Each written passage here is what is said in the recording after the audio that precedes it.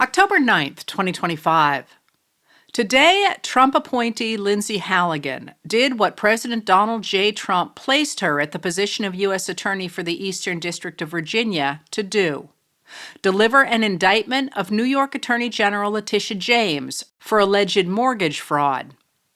The previous U.S. Attorney there, Eric Siebert, refused to take either the James case or a case against former FBI Director James Comey for allegedly lying to Congress to a grand jury for an indictment, believing there was not enough evidence to convict. Siebert resigned in the face of Trump's fury at his decision, and Trump replaced him with Halligan, a former aide and Trump's personal lawyer. It is not clear that Halligan holds her position legally, but she has now delivered the indictments Trump demanded. Trump bears a grudge against Comey for his pursuit of an investigation into the relationship between members of Trump's 2016 campaign and Russian operatives, a relationship two subsequent investigations proved. He bears a grudge against James for successfully suing the Trump Organization for fraud. The Department of Justice is supposed to be nonpartisan, and it certainly is not supposed to be an arm of presidential lawfare. Nonetheless, Trump has been perverting it to protect his loyalists and persecute his perceived enemies. On September 20th, Trump posted on social media a message apparently intended privately for Attorney General Pam Bondi.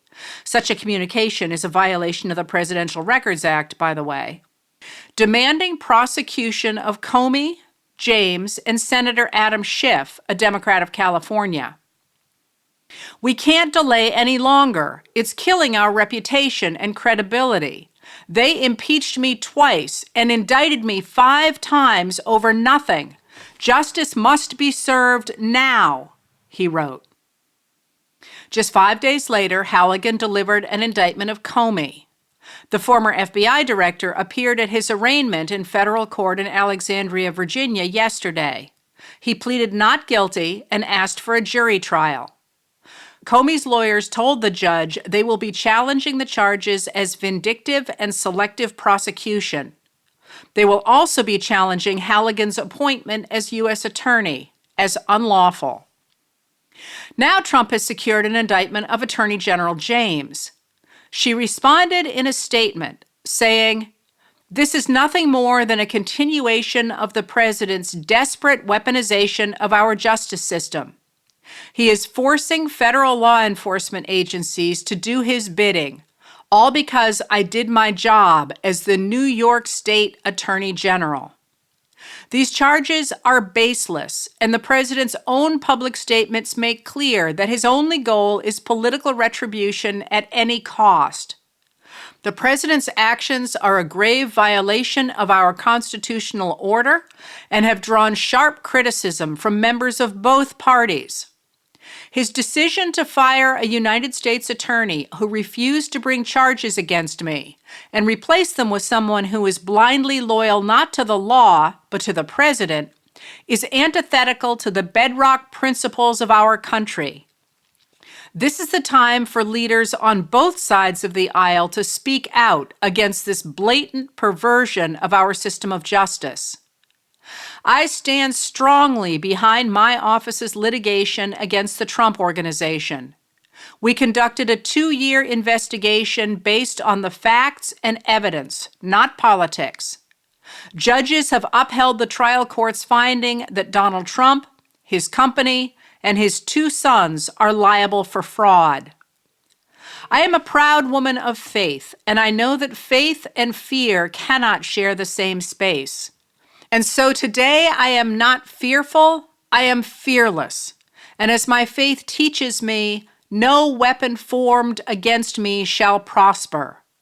We will fight these baseless charges aggressively, and my office will continue to fiercely protect New Yorkers and their rights. And I will continue to do my job. The Trump administration's attempt to consolidate power by claiming a vast conspiracy is trying to undermine the government appears to be too much for increasing numbers of Americans. A Reuters Ipsos poll released yesterday showed that Trump's approval rating fell after the president's speech to the nation's top military officials. In his rambling remarks, Trump claimed the U.S. faces a war from within and suggested the military should use cities as training grounds. The poll said that 58% of American adults think the president should deploy troops only to areas with external threats, while 25% disagree. 83% of adults think the military should remain politically neutral. That number includes 93% of Democrats and 78% of Republicans. Only 10% of the adults polled disagreed that the military should remain politically neutral. That number included 5% of Democrats and 18% of Republicans. Federal judges are standing firm against the administration's overreach. Today, U.S. District Judge April M. Perry stopped the federal deployment of 200 National Guard troops from Texas and another 300 from Illinois in and around Chicago, Illinois, for 2 weeks. I have found no credible evidence that there is a danger of rebellion in the state of Illinois, Perry said. She pointed to the refusals by grand juries, including one Tuesday night, to indict protesters accused of assaulting law enforcement, and said they cast doubt on the Department of Homeland Security's credibility and assessment of what is happening on the streets of Chicago. Illinois Governor J.B. Pritzker posted, "Donald Trump is not a king, and his administration is not above the law." Today, the court confirmed what we all know. There is no credible evidence of a rebellion in the state of Illinois, and no place for the National Guard in the streets of American cities like Chicago. Earlier in the day, U.S. District Judge Sarah L. Ellis granted a 2-week temporary restraining order prohibiting federal agents from dispersing, arresting, threatening to arrest, threatening, or using physical force against any person whom they know or reasonably should know is a journalist, unless defendants have probable cause to believe that the individual has committed a crime. Federal agents in Chicago have been targeting journalists. Both Governor Pritzker and California Governor Gavin Newsom have asked Republican governors to take a stand against the administration's attacks on state sovereignty, even as Texas Governor Greg Abbott, a Republican, has permitted soldiers from the Texas National Guard to be deployed in Illinois. Pritzker and Newsom have threatened to leave the National Governors Association, a bipartisan organization founded in 1908 to enable governors to work together outside of partisanship, if it did not speak up about the unlawful deployment of federal troops in their states. Today, in an interview with J. David Goodman of the New York Times, current chair of the National Governors Association, Kevin Stitt of Oklahoma, said the association could not weigh in because it is an educational organization under IRS code. But Stitt went on to criticize the federal deployment of troops in Illinois, making him the first Republican governor to question that deployment. Stitt noted that once such a precedent is established, future presidents could use it against Republican states.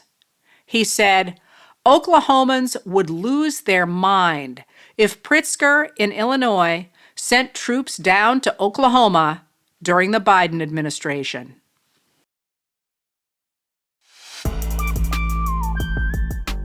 Letters from an American was written and read by Heather Cox Richardson. It was produced at Soundscape Productions, Dedham, Massachusetts. Recorded with music composed by Michael Moss.